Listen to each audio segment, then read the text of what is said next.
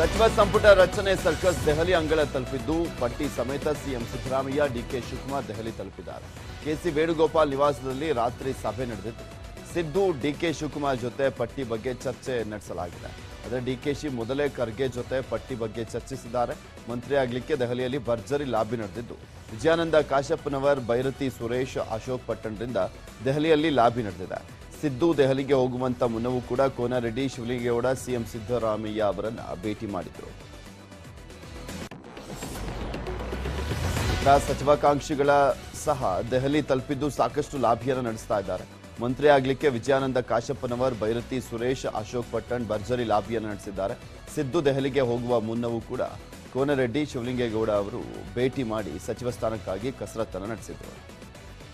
ಇನ್ನು ಲಕ್ಷ್ಮಣ್ ಸವದಿ ಕೂಡ ದಿಢೀರ್ ದೆಹಲಿಗೆ ಪ್ರವಾಸವನ್ನು ಬೆಳೆಸಿದ್ದಾರೆ. 4:30ಕ್ಕೆ ಲಕ್ಷ್ಮಣ್ ಸವದಿಗೆ ಸಿಎಂ ಸಿದ್ದರಾಮಯ್ಯ ಕರೆಯನ್ನು ಮಾಡಿ ದೆಹಲಿಗೆ ಆಗಮಿಸುವಂತೆ ಸೂಚನೆಯನ್ನು ಕೊಟ್ಟರು. ಇದರ ಬೆನ್ನಲ್ಲೇ ಸವದಿ ದೆಹಲಿಗೆ ಹೋಗಿದ್ದಾರೆ. ಎಸ್ಟಿ ನಾಯಕರು ಹೈಕಮಾಂಡ್ ಮುಂದೆ ನಮ್ಮ ಸಮುದಾಯದಲ್ಲಿ ಒಬ್ಬರಿಗೆ ಡಿಸಿಎಂ ಸ್ಥಾನ ನೀಡಬೇಕು ಅಂತ ಬೇಡಿಕೆಯನ್ನು ಇಟ್ಟಿದ್ದಾರೆ. ಎಸ್ಟಿ ಸಮುದಾಯದಲ್ಲಿ 15 ಶಾಸಕರು ಗೆದ್ದಿದ್ದಾರೆ. ಡಿಸಿಎಂ ಮಾಡದಿದ್ದರೆ 3 ಸಚಿವ ಸ್ಥಾನ ನೀಡಿ ಅಂತ ಸತೀಶ್ ಜಾರಕಿಹೊಳಿ ನೇತೃತ್ವದ ನಿಯೋಗ ಆಗ್ರಹಿಸಿದೆ. ಈ ಹಿನ್ನೆಲೆಯಲ್ಲಿ ಮಲ್ಲಿಕಾರ್ಜುನ್ ಖರ್ಗೆ ನಿವಾಸಕ್ಕೆ ಸಚಿವ ಸತೀಶ್ ಜಾರಕಿಹೊಳಿ, ನಾಗರಾಜ್, ತುಕಾರಾಂ, ಕಂಪ್ಲಿ ಗಣೇಶ್, ಡಾಕ್ಟರ್ ಶ್ರೀನಿವಾಸ್, ಚಳ್ಳಕೆರೆ ರಘುಮೂರ್ತಿ, ಎಂಕೆ ತಮ್ಮಣ್ಣನವರ್, ಅನಿಲ್ ಚಿಕ್ಕಮಾದು ಭೇಟಿಯನ್ನು ನೀಡಿ ಚರ್ಚೆಯನ್ನು ನಡೆಸಿದರು. ಲೋಕಸಭಾ ಚುನಾವಣೆಗೆ ಲಿಂಗಾಯತರ ಓಲೈಕೆಗೆ ಕಾಂಗ್ರೆಸ್ ಮಾಸ್ಟರ್ ಪ್ಲಾನ್ ಅನ್ನು ಮಾಡಿದೆ. ಮಾಜಿ ಸಿಎಂ ಜಗದೀಶ್ ಶೆಟ್ಟರ್ಗೆ ಸಚಿವ ಸ್ಥಾನ ಫಿಕ್ಸ್ ಆಗಿದೆ. ಶೆಟ್ಟರ್ ವಿಧಾನಸಭೆಯಲ್ಲಿ ಸೋತರೂ ಸೂಕ್ತ ಸ್ಥಾನಮಾನವನ್ನು ನೀಡಿದ್ದೇವೆ. ಕಾಂಗ್ರೆಸ್ ಲಿಂಗಾಯತರನ್ನ ಕಡೆಗಣಿಸ್ತಾ ಇಲ್ಲ ಅನ್ನುವಂಥ ಮೆಸೇಜ್ ಪಾಸ್ ಮಾಡಲಿಕ್ಕೆ ಕೈಪಡೆ ಮುಂದಾಗಿದೆ. ಸಂಪುಟ ವಿಸ್ತರಣೆಯಲ್ಲಿ ಶೆಟ್ಟರ್ಗೆ ಅವಕಾಶ ಕಲ್ಪಿಸುವಂತ ನಿಟ್ಟಿನಲ್ಲಿ ತೀರ್ಮಾನವನ್ನು ಕೈಗೊಳ್ಳಲಾಗಿದೆ ಅಂತ ಹೇಳಲಾಗ್ತದೆ. ಕಂದಾಯ ಸಚಿವರನ್ನಾಗಿಸುವಂತ ಸಾಧ್ಯತೆಗಳಿವೆ ಅಂತ. ಅಲ್ಲದೆ ಲೋಕಸಭಾ ಚುನಾವಣೆಯಲ್ಲಿ ಧಾರವಾಡ ಕ್ಷೇತ್ರದಿಂದ ಅಖಾಡಕ್ಕಿಳಿಸುವಂತ ಲೆಕ್ಕಾಚಾರ ನಡೆದಿದೆ. ಬಿಜೆಪಿ ಜಾರಿ ಮಾಡಿದಂಥ ಬಿಲ್ಗಳು ಪರಿಷ್ಕರಣೆ ಬಗ್ಗೆ ಸಚಿವ ಪ್ರಿಯಾಂಕ್ ಖರ್ಗೆ ಮುನ್ಸೂಚನೆಯನ್ನು ಕೊಟ್ಟಿದ್ದಾರೆ. ಕರ್ನಾಟಕವನ್ನು ನಂಬರ್ 1 ಮಾಡುತ್ತೇವೆ. ಪಠ್ಯಪುಸ್ತಕ ಪರಿಷ್ಕರಣೆ, ಗೋಹತ್ಯೆ ನಿಷೇಧ, ಮತಾಂತರ ನಿಷೇಧ ಕಾಯ್ದೆ ಎಲ್ಲವನ್ನೂ ಕೂಡ ಮತ್ತೊಮ್ಮೆ ಪರಿಷ್ಕರಣೆ ಮಾಡ್ತೀವಿ ಅಂತ ಪ್ರಿಯಾಂಕ್ ಖರ್ಗೆ ಹೇಳಿದ್ದಾರೆ. ವಿಧಾನಸಭೆಯಲ್ಲಿ ಜೆಡಿಎಸ್ ಹೀನಾಯ ಸೋಲು ಅನುಭವಿಸಿದೆ. ಈ ಬಾರಿ ಮುಸ್ಲಿಂ ಮತಗಳನ್ನು ಪಡೆಯುವಲ್ಲಿ ತೆನೆ ವಿಫಲವಾಗಿದೆ. ಹೀಗಾಗಿ ರಾಜ್ಯಾಧ್ಯಕ್ಷರ ಬದಲಾವಣೆಗೆ ದೊಡ್ಡ ಗೌಡರು ಚಿಂತನೆಯನ್ನ ನಡೆಸಿದ್ದಾರೆ ಅಂತ ಹೇಳಲಾಗ್ತದೆ. ಹಳೆ ಮೈಸೂರು ಭಾಗದಲ್ಲಿ ಸಂಪ್ರದಾಯ ಮತಗಳು ಕೂಡ ಕೈಕೊಟ್ಟಿದ್ದಾವೆ. ನೈತಿಕ ಹೊಣೆ ಹೊತ್ತು ಸಿಎಂ ಇಬ್ರಾಹಿಂ ರಾಜ್ಯಾಧ್ಯಕ್ಷ ಹುದ್ದೆಗೆ ರಾಜೀನಾಮೆಯನ್ನ ಸಲ್ಲಿಸಿದ್ದಾರೆ. ಆದರೆ ಸಿಎಂ ಇಬ್ರಾಹಿಂ ರಾಜೀನಾಮೆಯನ್ನ ಜೆಡಿಎಸ್ ವರಿಷ್ಠ ಎಚ್.ಡಿ. ದೇವೇಗೌಡ ಇನ್ನೂ ಕೂಡ ಅಂಗೀಕರಿಸಿಲ್ಲ. ಇಬ್ರಾಹಿಂ ರಾಜೀನಾಮೆ ಬೆನ್ನಲ್ಲೇ ರಾಜ್ಯಾಧ್ಯಕ್ಷ ಹುದ್ದೆ ಮೇಲೆ ಭವಾನಿ ರೇವಣ್ಣ ಕಣ್ಣಿಟ್ಟಿದ್ದಾರೆ ಅಂತ ಹೇಳಲಾಗ್ತದೆ. ಇವತ್ತು ಬೆಂಗಳೂರಿನ ಗಾಯತ್ರಿ ಬಿಹಾರದಲ್ಲಿ ಜೆಡಿಎಸ್ ಆತ್ಮಾವಲೋಕನ ಸಭೆ ನಡೆಯಲಿದೆ.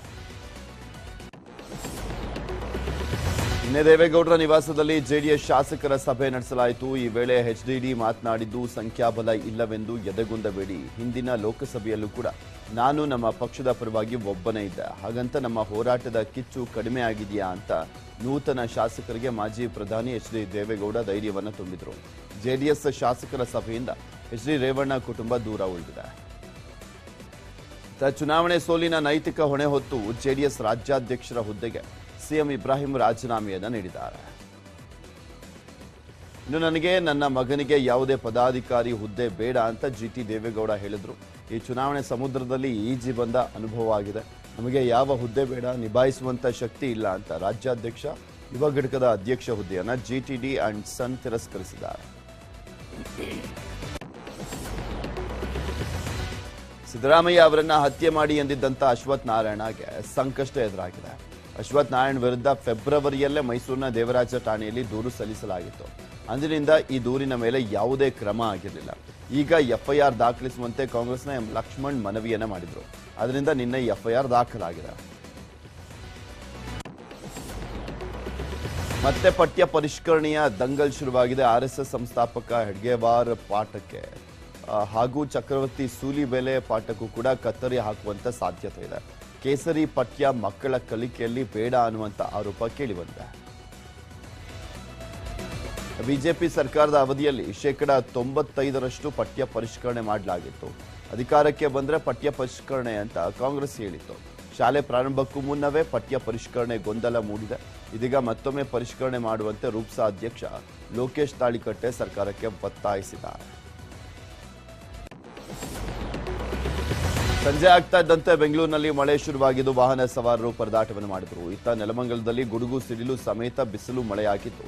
ಜನರು ಪರದಾಟವನ್ನು ಮಾಡಿದರು. ಬೆಂಗಳೂರು ನಗರ, ಬೆಂಗಳೂರು ಗ್ರಾಮಾಂತರದಲ್ಲಿ ಗುಡುಗು ಸಹಿತ ಮಳೆಯಾಗಲಿದೆ ಅಂತ ಹವಾಮಾನ ಇಲಾಖೆ ಮುನ್ಸೂಚನೆಯನ್ನು ನೀಡಿದೆ. ತುಮಕೂರು, ಹಾವೇರಿ, ಮಂಡ್ಯದಲ್ಲೂ ಕೂಡ ಮಳೆಯಾಗಲಿದೆ.